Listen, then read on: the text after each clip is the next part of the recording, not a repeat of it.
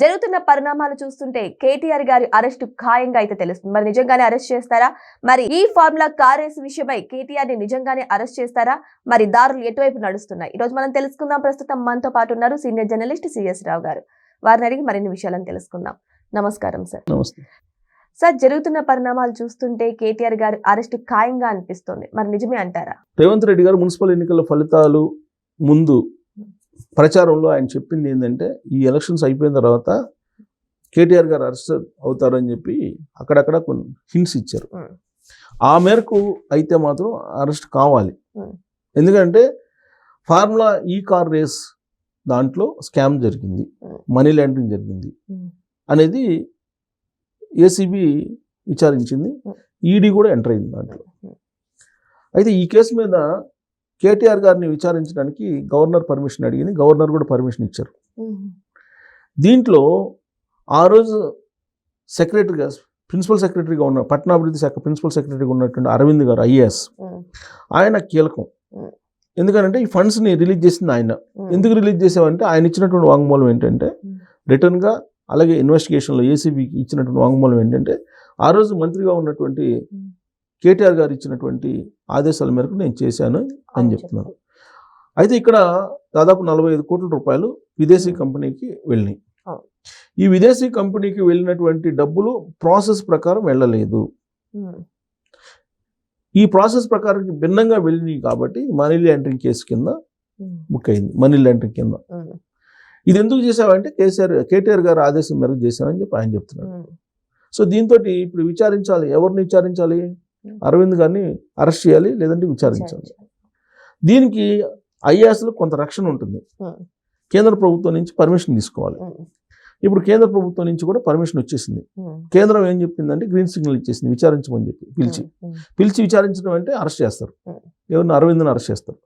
అరవింద్ని arrest చేసి రిమాండ్కి పంపిస్తారు. ఖచ్చితంగా అరెస్ట్ ఖాయమని చెప్పి అనిపిస్తుంది. 2 days బ్యాకే కేంద్ర ప్రభుత్వం వాళ్ళకి సివిల్ సర్వెంట్లకు సంబంధించి అక్కడ ఉద్యోగులకు సంబంధించి నిర్వహణ అనేది ఒక సంస్థ ఉంటుంది, డిపిటిఓ అని. అది వాళ్ళు పర్మిషన్ ఇస్తారు. ఇదంతా కూడా కేంద్ర హోంశాఖ ఆధ్వర్యంలో నడుస్తూ ఉంటుంది. సో అక్కడి నుంచి పర్మిషన్ వచ్చేసింది, విచారించండి అని చెప్పేసి. సో ఇప్పుడు విచారించండి అని చెప్తే ఆయన పిలుస్తారు. పిలిచి యువర్ అండర్ అరెస్ట్ అంటారు. అరెస్ట్ చేసి ఆయన లోపల పంపిస్తారు. ఆయన ఇచ్చినటువంటి వాంగ్మూలం ప్రకారం నెక్స్ట్ ఎవరిని అరెస్ట్ చేయాలి? కేటీఆర్ గారిని అరెస్ట్ చేయాలి, అనివార్యంగా అరెస్ట్ చేయాలి. సో ఆయన అరెస్ట్ చేసి విచారించేటువంటి అవకాశాలు లేకపోలేదు. అరెస్ట్ చేశారంటే రిమాండ్కి పంపిస్తారు, జైలుకి పంపిస్తారు ఖచ్చితంగా.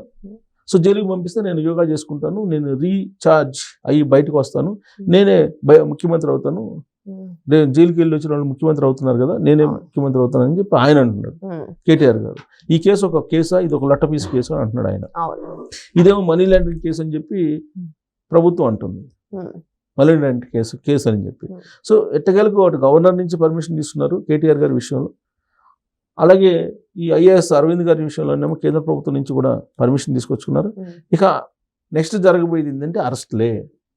ఒకవేళ అరెస్ట్ అయితే ఇక్కడ సింపతి వర్కౌట్ అవుతుంది సార్. బికాస్ ఎందుకంటే ఇంతకు ముందు కూడా కేటీఆర్ గారు అన్నారు, నేను ఈ కార్ రేస్ అనేది మన తెలంగాణ పేరు ప్రపంచవ్యాప్తంగా వెళ్ళడానికి నేను దాన్ని స్టార్ట్ చేశాను అని చెప్పేసి అన్నారు. మరి ఇదొక్క సెంటిమెంట్ ని తీసుకొని మళ్ళీ వాళ్ళు సెంటిమెంట్ ని యూజ్ చేసే అవకాశం ఉంది. ఫార్ములా ఈ కార్ రేస్ అనేది తెలంగాణ కోసం ఆయన తీసుకురావడం కదా. ఇప్పుడు చంద్రబాబు నాయుడు గారు 2014 ముందే ఫార్ములా ఈ రేస్ ఫార్ములా 1 తీసుకొచ్చారు. సరే, దీన్ని నిబంధనలకు విరుద్ధంగా మీరు చేయకూడదు కదా. మీరు ఉన్నది గవర్నమెంట్లో, మీ ఇంట్లో కాదు కదా. మీ ఇంటి వ్యవహారం అయితే మీరు ఎట్టనే చేసుకోవచ్చు. మీరు చట్ట ప్రకారం మీ ప్రమాణ స్వీకారం చేసేటప్పుడు ఏం చెప్తారు? చట్ట ప్రకారం మేము గోప్యంగా చేస్తామని చెప్పారు. ప్రమాణం చేసేటప్పుడు అనేకమైనటువంటి నిబంధనలు పలుకుతారు. ఏదైనా సరే చట్ట ప్రకారం, రాజ్యాంగం ప్రకారం చేస్తానని చెప్పి ప్రమాణం చేస్తారు. మరి చట్ట ప్రకారం చేయకుండా మనదే కదా గవర్నమెంట్, నువ్వు డబ్బులు పంపి అని చెప్పేసి డబ్బులు పంపించేసేసి ట్రెజరీ నుంచేసి, అది ఎట్టు కుదిరితే ఎవరు బాధ్యులు? అరవింద్ బాధ్యులు. ఎందుకంటే ఐఏఎస్ కాబట్టి ఆయన బుక్ అయిపోయాడు, ఆయన బలైపోయాడు, అరవింద్ బలైపోయాడు. మరి అరవింద్ బలైపోతే నువ్వు ఎందుకు చేసావు తప్పు అని అంటే పలానా ఆయన చేశాడని చెప్తారు కదా, ఆయన కూడా తీసుకొస్తారు కదా. అదేదో ఐఏఎస్ నాకు సంబంధం లేదంటే ఇప్పుడు ఆయన ఏమంటాడు, నేను ఆదేశించాను, దాని ప్రాసెస్ ప్రకారం చేసుకోవాల్సిన వాళ్ళు కదా అని చెప్పి అంటాడు. అటు కాదు కదా. ఆ రోజు మంత్రిగా ఉన్నారు, మంత్రిగా politician, your not a politician. రాజ్యాంగం ప్రకారం మంత్రి అని అంటే ఆయన కూడా సర్వెంట్ కింద, పబ్లిక్ సర్వెంటే. సో కాబట్టి ఆయన కూడా బాధ్యుడే. ఉమ్, అందులో ఏసీబీ కేసు బుక్ చేసింది, ఉమ్, ఈడీ ఎంటర్ అయింది. ఉమ్, సో కాబట్టి తప్పించుకోలేదు. అరవింద్ని విచారించమని ఎప్పుడైతే కేంద్ర ప్రభుత్వం నుంచి పర్మిషన్ వచ్చిందో ఉమ్, 2 days బ్యాక్, సో విచారణకు ఆయన హాజరవుతాడు. ఆ తర్వాత జరిగే పరిణామాలు జరుగుతాయి. ఎవరైనా చెప్తారు అది ఉమ్, అరెస్ట్ అనేది అనివార్యము అని చెప్పి. ఉమ్, అయితే ఎప్పుడు అరెస్ట్ చేస్తారు ఉమ్, అనేది ఇప్పుడు జెడ్పీటీసీ ఎంపీటీసీ ఎలక్షన్లకి ఇమీడియట్గా పెట్టాలని చెప్పేసి రాష్ట్ర ప్రభుత్వం ప్రయత్నం చేస్తుంది. ఆ ఎన్నికలకు ముందే కేటీఆర్ గారిని అరెస్ట్ చేయాలి అనేటువంటిది ఉంది. అరెస్ట్ చేస్తే సింపతి వస్తుందా అని అంటే సింపతి రాజు కల్వకుంట్ల ఫ్యామిలీని అరెస్ట్ చేస్తే అనేది ఉమ్, కొన్ని ఉదాహరణలు కనిపిస్తున్నాయి.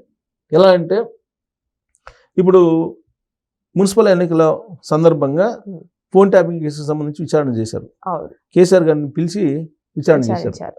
మరి కేసీఆర్ గారిని టచ్ చేస్తే తెలంగాణని టచ్ చేసినట్టు అని చెప్పి చెప్పారు కదా. అవును, కేసీఆర్ గారిని పిలిచారంటే తెలంగాణని పిలిచినట్టే.